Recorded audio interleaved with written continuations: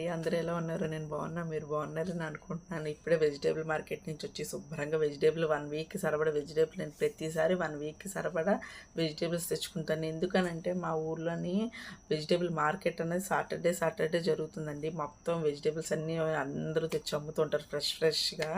So అన్నీ maximum కొనుక్కొని తెచ్చుకున్నాను. అవి ఎలాగో ఆర్గనైజ్డ్గా ఉంచుకుంటాను. అవి ఏ ఐటెం ఎన్ని రోజులు ఎలా పెట్టుకుంటే నిల్వ ఉంటుందని డీటెయిల్గా మీకు వీడియో చూపిస్తాను నేను ముందు. నచ్చిన వాళ్ళు లైక్ చేయండి, సబ్స్క్రైబ్ చేయండి, షేర్ చేయడం మాత్రం మర్చిపోకండి. పాత యూట్యూబ్ ఛానల్ ఉండేది కదండి, దాంట్లో సబ్స్క్రిప్షన్ మంది పెరుగుతున్నారు. అదెందుకండి, అది బ్లాక్ అయిపోయింది. దీంట్లోకి రండి, ఇది అన్నిట్లోనే షేర్ చేస్తున్నాను, స్టేటస్ పెడుతున్నాను. పాత వాళ్ళందరూ దీంట్లో వచ్చి సబ్స్క్రిప్షన్ తీసుకుని లైక్ చేయండి. దీనికి ఏమీ ఖర్చు అవ్వకండి, ఒక లైక్ ఒక సబ్స్క్రిప్షనే కదా అడుగుతున్నాను. ఓకేనండి, పదండి మన వీడియోలోకి ఇప్పుడు వెళ్ళిపోదాం. ముందు నేను సంత నుంచి వచ్చేసిన తర్వాత సామాన్లు ఇలా నీట్గా దానికి సపరేట్ చేసుకుంటానండి. దాన్ని డివైడ్ చేసుకొని ముందు పెట్టుకుంటాను. ఇంకా చిల్లీసుని తర్వాత దొండకాయలు సపరేట్ చేసుకుంటాను అన్నమాట. ఇంకా చేసుకోలేదు, ఎందుకంటే పచ్చిమిరకాయలు ముచ్చుకెళ్ళి తీసుకోవాలి. నేను ఇంకా తీసుకోలేదు. తీసుకున్న తర్వాత మీకు చూపిస్తాను వీడియో కూడా ఎలా తీసుకుంటాను, ఏంటి, ఎలాగ ఆర్గనైజ్ చేసుకుంటాను అనేది. ఇంకా దానికి మ్యాక్సిమం సపరేట్ చేసినట్టే ఇవి ఎలాగ ఆర్గనైజ్ చేస్తానంటే, ముందు అన్నిటికన్నా ముందు 1.5 kg పడుతుందండి ఈ బాస్కెట్. టొమాటోస్ ఓన్లీ టొమాటోస్గా యూజ్ చేసుకుంటాను నేను ఇది. ఇంకా 2 kgs తీసుకున్నాను. 1.5 kg ఇంట్లో పెట్టి నేను స్టోర్ చేసుకున్నాను. 1.5 kg బయట ఉంది, ఎందుకంటే అది పికల్కి నేను ఇప్పుడు వాడుకుంటాను. చట్నీ చేసుకోవాలి, లేదంటే పికల్ పెట్టేస్తాను 2 days 3 days నిల్వ ఉండడానికి. అయిపోయినవి ఇలా సపరేట్గా పెట్టుకుంటాను. దెన్ ఇది 1/2 kg క్యారెట్ అండి. దీన్ని ఎలాగ ఆర్గనైజ్డ్గా ఎక్కువ రోజులు ఎలా నిల్వ ఉండాలో కూడా చూపిస్తానండి మీకు. క్యారెట్ అన్నది మీకు ఎప్పుడు కూడా ఇక్కడి నుంచి మీకు ప్లాంట్ అన్నది వస్తుందండి. సో ఎప్పుడైనా సరే క్యారెట్ పైన దెన్ ఇక్కడ రూట్స్లో ఉంటుంది కదండి, దీని కింద ఇలా తీసుకుంటే మీకు ఈజీగా 1 month అండి, గ్యారెంటీడ్గా 1 month మీకు క్యారెట్ వాడిపోకుండా ఉంటుంది. ఎందుకంటే ఆ స్టెమ్ ఉండడం వల్ల ఏంటంటే ఆ నీరు చేరి క్యారెట్ ఎప్పుడైనా మీకు పాడవుతుంది. ఇలా ఉంటే 1 month దాకా ఎటువంటి ఇబ్బంది లేకుండా క్యారెట్ అన్నది ఇలాగే నిల్వ ఉంటుంది. వాష్ చేయకూడదండి, ఏ వెజిటేబుల్ అయినా ఎప్పటికప్పుడు వాష్ చేసుకోవాలండి. ఇలా తరిగి పెట్టుకోవడం అనేది చాలా మంచిది. నేను అన్ని క్యారెట్లు తరిగిన తర్వాత మళ్ళీ ఎలా స్టోర్ చేస్తాను మీకు వీడియో చూపిస్తాను. చూడండి, ఆల్మోస్ట్ క్యారెట్స్ అన్నీ ఇలాగా పైన కింద కట్ చేసేసుకున్నాను కదా. ఇప్పుడు ఇది కూడా అమెజాన్లోనే తీసుకున్నాండి. ఇలాంటివి 8 pieces వచ్చాయి నాకు. 8 piecesలో వెజిటేబుల్స్ వస్తాను. నేను వీడియో పోస్ట్ చేసేటప్పుడు బాగా గుర్తుంచుకొని, నేను ఈ వెజిటేబుల్స్ అన్నీ మ్యాక్సిమమ్ 1 week కానీ 1.5 week కానీ ఏమీ పాడవకుండా ఫ్రెష్గా ఉండేటట్టు చెప్తున్నాను. ఇలాంటివి లేని వాళ్ళకి ఏం చేయాలని నేను షార్ట్ వీడియోలో చెప్తాను. ఇది లాంగ్ వీడియో కాబట్టి నేను షార్ట్ వీడియోలో చెప్తాను. ఇప్పుడు స్టోర్ ఎలా చేసుకోవాలో చూసుకోండి. ఎప్పుడు కూడా క్యారెట్ని ఇలాగొకటి స్టోర్ చేస్తానికి ఒకదానికొకటి స్టెమ్ పట్టకుండా ఉంటుందన్నమాట. నేనైతే ఇలాగే స్టోర్ చేసుకుంటాను. నాకు ఈజీగా 1 month దాకా పాడవకుండా ఉంటుంది క్యారెట్ అయితే. ఎందుకంటే క్యారెట్ నేను అస్తమాట్లు తెచ్చుకోను, తక్కువ మా ఇంట్లో వాడతాను క్యారెట్. సో మాకు అస్తమాట్లు తెచ్చుకోవడం ఉండదు కాబట్టి నేను వీక్లీ 1 తెచ్చుకున్నప్పుడే సరిపోయి ఈ క్యారెట్ మ్యాక్సిమం మాకు సరిపోతుంది. ఎప్పుడో పిల్లలు తింటే కట్ చేసి ఇవ్వడం తప్ప మామూలు కర్రీస్ అవి తక్కువ అనమాట. సో క్యారెట్ అనేది ఇలాగ ఆర్గనైజ్ చేసుకొని దీనికి మూత పెట్టుకొని పక్కన పెట్టేసుకుందాము. క్యారెట్ అయిపోయింది కదండి, క్యారెట్ కూడా ఇలా పక్కన పెట్టేసుకున్నాను. ఈ లోపల మా పాప వచ్చింది ట్యూషన్ నుంచి. వచ్చి పచ్చిమిరకాయలు ముచ్చుకలు తీసేసి దొండకాయలు పచ్చిమిరకాయలు సపరేట్ చేసేసిందండి. సో సగం పని తీరిపోయినట్టే. పచ్చిమిరకాయలు ఆల్రెడీ ముచ్చుకలు తీసి మా పాప పెట్టేసింది కాబట్టి ఇప్పుడు మూత పెట్టేయడమే. సో ఇందాక చిల్లీ పెట్టేసాం కదండి, ఇప్పుడు దొండకాయలు కూడా ఈ బాక్స్లోకి పెడదాం. దొండకాయలు కూడా ఎలా స్టోర్ చేసుకోవాలో మీకు నిల్వ ఉండాలన్నది నేను చెప్తాను వీడియోలో చూడండి. నేను ఆల్రెడీ మీకు చిన్నది కట్ చేసి చూపిస్తాను. చూసారు, ఇక్కడ బొడుపులాగా ఉంటుంది కదా దొండకాయకి, అది కట్ చేస్తాను. ఎందుకంటే ఇక్కడ గాలి తగిలి ఇక్కడ ఆరుతుందండి. ఇక్కడ చెమ్మ చూసారా, వాటర్గా ఉంది, చెమ్మ ఆరుతుంది అనమాట. ఆరే ఏంటి అవుతుందంటే ఇక్కడ డ్రై అవుతుంది. అప్పుడేంటి ఇక్కడ డ్రై అవ్వగానే ఇది మొత్తం గాలి వెళ్ళి ఇది కూడా లోపల చిన్న డ్రై అవుతుంది. లేదు అని అన్నారనుకోండి, ఇక ఈ దొండకాయ చూడండి, ఇది కట్ చేయలేంది. దీనికి ఇలా ఉండడం వల్ల దీనికి చెమ్మ తగులుతుంది. ఫ్రిడ్జ్లో ఉన్న చెమ్మ తగిలి దొండకాయ మొత్తం పండిపోతుంది అనమాట. సో ఇలా కట్ చేసుకుంటే మీకు ఇక్కడ డ్రై అవుతుంది. డ్రై అవ్వడం వల్ల మీకు దొండకాయ అన్నది వేరం పాడవదు. సో ఇది ఒక చిన్న టెక్నిక్. ఇందాక దానికి మొలకలు వచ్చి పాడైపోకుండా ఇది మంచి దొండకాయకి ఇది మ్యాక్సిమం ఒక 6 days ఉంటుంది అంతే, ఎక్కువ ఉండదు. 6 days కానీ 5 days కానీ అంతే. ఇంకా ఎక్కువైనా యూజ్ అవ్వదు దీంతో. దొండకాయ అనేది వేరే వాడేస్తేనే మంచిది.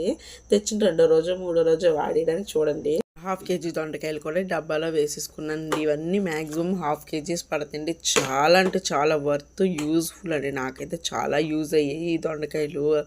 పెట్టుకొని కానీ ఇలాగ 8 వచ్చాయి, నాకు 8 పీసెస్ వచ్చాయి. చాలా అంటే చాలా యూజ్ అవుతున్నాయి. మ్యాక్సిమం ట్రై చేయండి తీసుకోవడానికి, చాలా వర్త్ అండి. చాలా అంటే చాలా బాగున్నాయి ఇవి నాకు. దీని మీద మూత పెట్టి నెక్స్ట్ ఐటమ్ మీకు ఏంటి చూపిస్తాను. నెక్స్ట్ ఐటెం ఇది లేనిదే మా ఇంట్లో వంట అన్నది మ్యాక్సిమం చేయనండి. లేడీ ఫింగర్స్ అండి. లేడీ ఫింగర్స్ ఎప్పుడైనా సరే ఇక్కడ తుంచుకొని తీస్తుంటాం మనం. చూసారా అండి, నేను అన్నీ కూడా మ్యాక్సిమం నేను తుంచుకొని నేను ఒక్కొక్క వెజిటేబుల్ అన్నది ఎంచుకొనే తెచ్చుకుంటాను నేను ఇంటికి. వాళ్ళతో గొడవ ఆడించని ఎంచుకొని నీట్గా ఉంటేనే తెచ్చుకుంటాను, లేకపోతే తెచ్చుకోను అనమాట.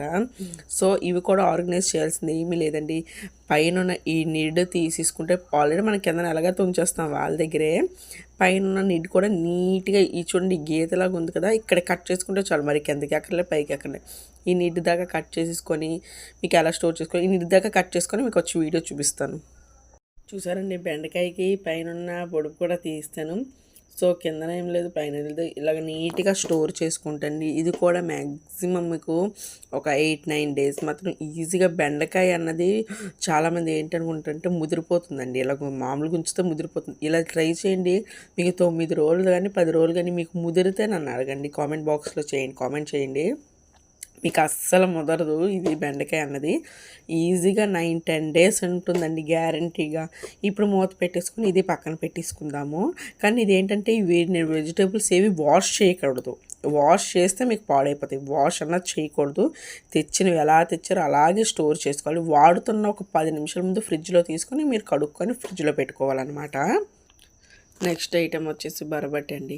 బరబట్టి ఎలా ఉందో అలా పెట్టుకుంటేనే మంచిదండి. దీన్ని తుంచేసి మీకు ఆబ్వియస్లీగా తుంచేసి ఇలా పెడితే మాత్రం అక్కడికి ఏంటంటే అక్కడికక్కడే కుళ్ళిపోతుంది. సో బరబట్టి ఎలాగైతే ఉందో దాన్ని తిన్నంగా పెట్టి ఆ డబ్బాలో కుక్కీయడం చాలా మంచి పని. నేను ఇప్పుడు అదే పని చేస్తాను. చూడండి, బరబట్టీలకి ఏమీ కొయ్యక్కర్లేదు. నేను మీకు చెప్పాను కదా ఎలా కుక్కుతానని. ఈ కుక్కేటప్పుడు ఒక్కొక్కసారి దూరం అండి, దూరలేనప్పుడు ఈజీ టిప్ ఏంటి తెలిసిన, మీకు ఎవరైతే కోపం వాళ్ళు తలుచుకొని కుక్కండి. మ్యాక్సిమం ఇవన్నీ లోపలికి వెళ్ళిపోతాయి. జస్ట్ జోక్ చేశాను. చూడండి, ఇవి కూడా ఫిట్ అయిపోయింది కరెక్ట్గా, డబ్బాకి సరిపోయేవి. జోక్ చేశాను, ఎవరు సీరియస్గా తీసుకోకండి, కామెంట్ బాక్స్లో పెట్టకండి. చూడండి, ఇలా నీట్గా పెట్టేసుకొని దీని మీద మూత పెట్టేసుకొని నెక్స్ట్ ఐటెంకి వెళ్ళిపోదాం. నేను ఇప్పుడు ఒకళ్ళని మర్డర్ చేయడానికి వెళ్తున్నానండి. చాక్ చూసారంటే ఎంత షార్ప్గా ఉందో. చాపింగ్ బోర్డ్ కూడా పెట్టుకున్నాను. ఇప్పుడు కోస్తాను కచా కచా కచా కచా అని చుక్కకూర. చుక్కకూర అంటే నాకు చాలా ఇష్టం. చుక్కకూర పప్పు వండుకొని తింటే ఆ రోజు ఇంకా హ్యాపీ. నాకైతే చుక్కకూర తెచ్చుకున్నాను. దాన్ని కట్ చేసి దాన్ని కూడా ఎలా స్టోర్ చేస్తానో చూద్దాం. పారకూరని పార్సల్ చేసాను.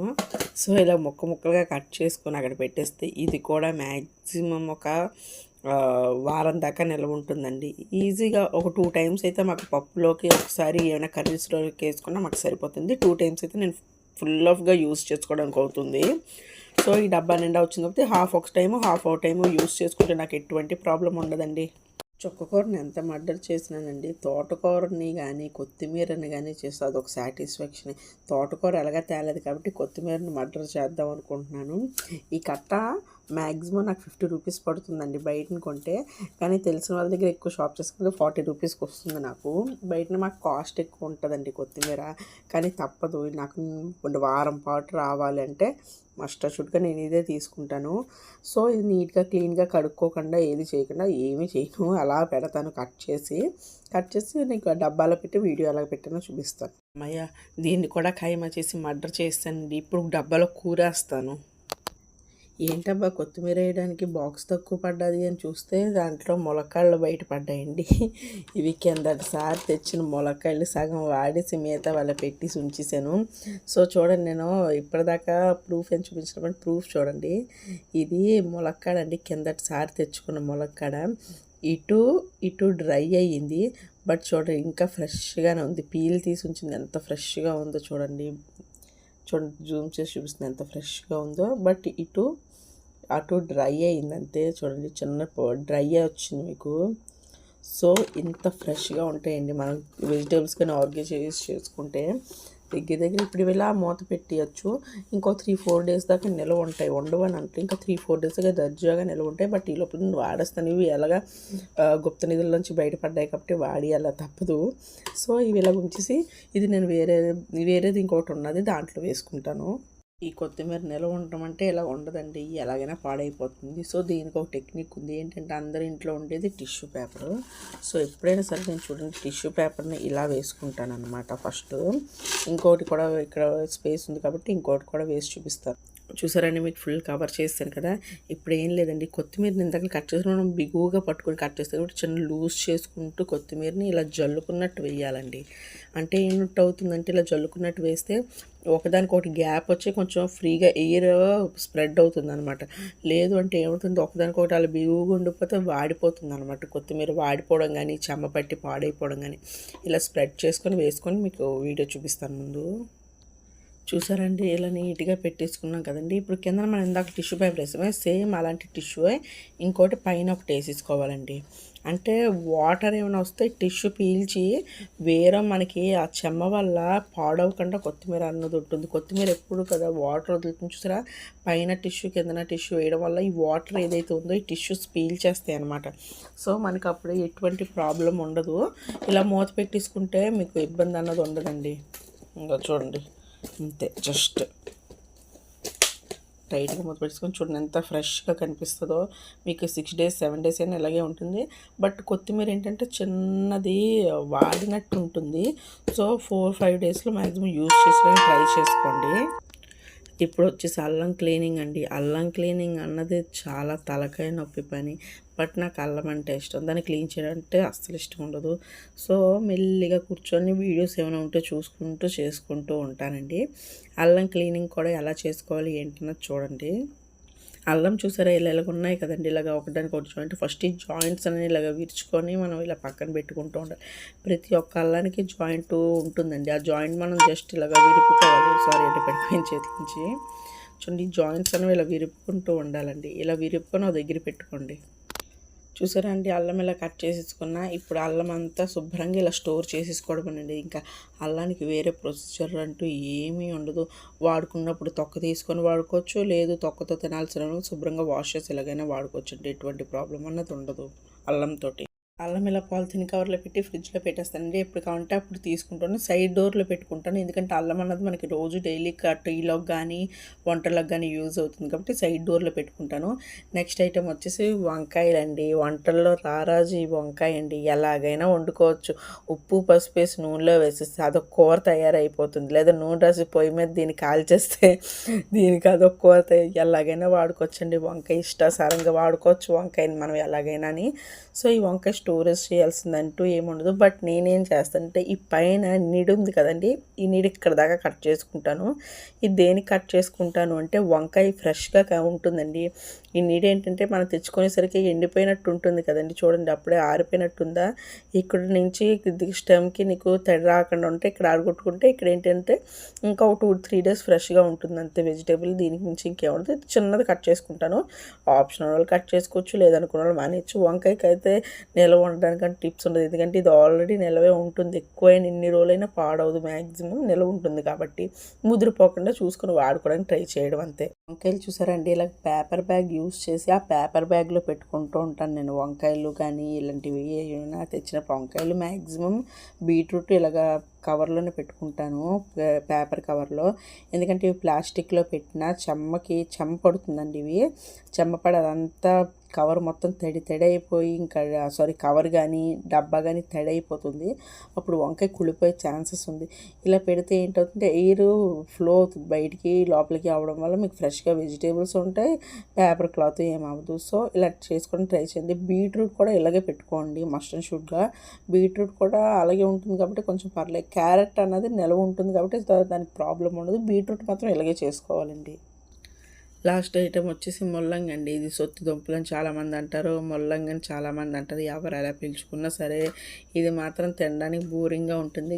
బట్ దీన్ని టేస్టీగా ఎలా తయారు చేయాలని మీకు వేరే వీడియోలో నేను చూపిస్తాను. ఈ వీడియో ఎర్లీగా అప్లోడ్ చేయడానికే చూస్తాను. చాలా టేస్ట్గా ఉంటుందండి. పెరుగన్నంలో కానీ మజ్జిగ అన్నంలో కానీ లేదా టైంపాస్ అయితే ఖాళీగానే టీవీ చూస్తేనే తినడానికి చాలా బాగుంటుందండి. ఇది స్పైసీగా పుల్లగా ఘాటుగా ఉంటుంది. ఎలా తయారు చేయాలో చెప్తాను. దీన్ని కూడా ఏమీ ఉండదండి, ఈ కిందన పైన దీని పేక తోక కోసేసి స్లైస్గా కట్ చేసుకొని వంట ఉంటుంది, చాలా బాగుంటుంది. దీన్ని ఏంటంటే ఇలా కిందన మీదనే కట్ చేసి ఇందులో పెట్టేసుకోవడమే. సో ఇది ఇంక వీడియో చేయదలుచుకోలేదు. ఇది మీరు చూసి నేను ఆల్రెడీ వీడియో పెట్టినప్పుడు చూపిస్తాను మళ్ళీ. చూసారండి నా సాటర్డే ఈవినింగ్ రొటీన్ ఇలా నడుస్తుందనమాట. 7:00కి మొదలు పెడతానండి. ఎప్పుడు 8 అవుతుందో తెలియదు. ఎగ్జాక్ట్గా 1 అవర్ పట్టేస్తుందండి ప్రతిసారి అంతే. ఎంత చేస్తున్నా 8 అయిపోతుంది. ఎంత నీట్గా సర్దుకున్నా ఎంత ఫాస్ట్గా చేద్దామంటే అంత కంపల్సరీగా 8కి మొదలైతే 9 అవుతుంది, 7కి మొదలైతే 8 అవుతుంది. సో ఏదైనా 1 అవర్ పడుతుంది నేను ఆర్గనైజ్ చేసుకుని ఎక్కడికక్కడ క్లీన్గా చేసి పెట్టుకోవడానికి.